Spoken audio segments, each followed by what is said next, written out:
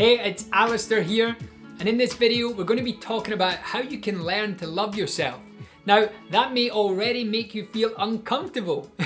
It certainly made me feel uncomfortable when I began diving deep into this space. You know, when I started exploring my inner world. And how do I learn to love myself, you may be asking? Well, let's take the attention away from you for a second.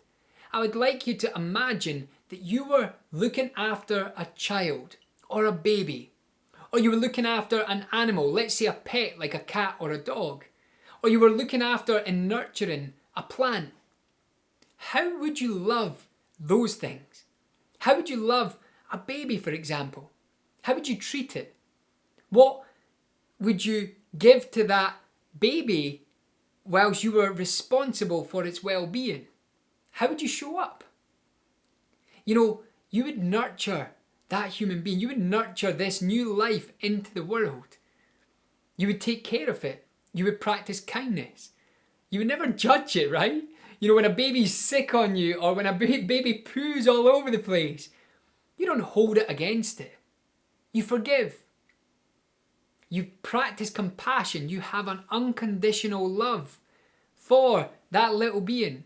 And it's the same for your pets. It's the same for plants for many people. You approach that relationship with love and compassion and kindness and forgiveness, and it's unconditional, right?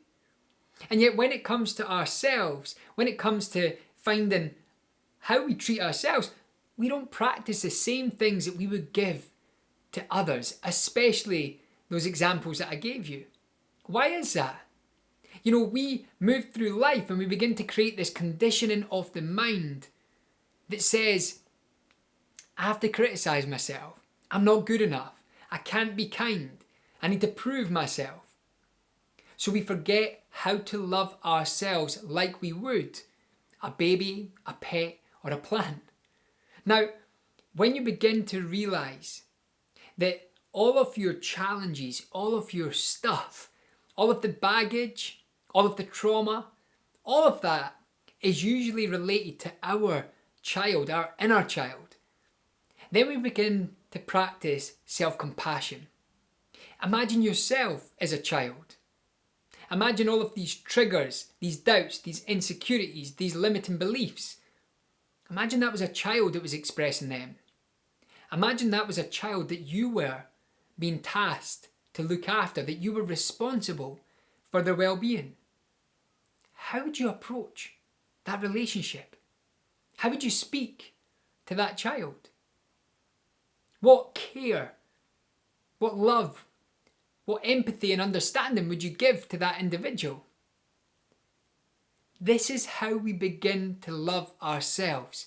When we begin to recognize that all of our flaws, that all of our insecurities and doubts and uncertainties, that we begin to recognize all of them come from a place of trauma, that we begin to recognize that they come from a place of fear, then we begin to be more compassionate, more kind, more loving to ourselves, and that allows us to nurture a deeper state of love from within us.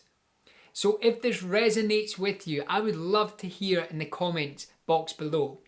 If you find yourself criticizing, if you find yourself speaking to yourself in a way that you wouldn't to a baby, to a child, to a plant, then take time today, forgive yourself, and begin to love yourself on a deeper level, because you are incredible, you are whole, and you are complete.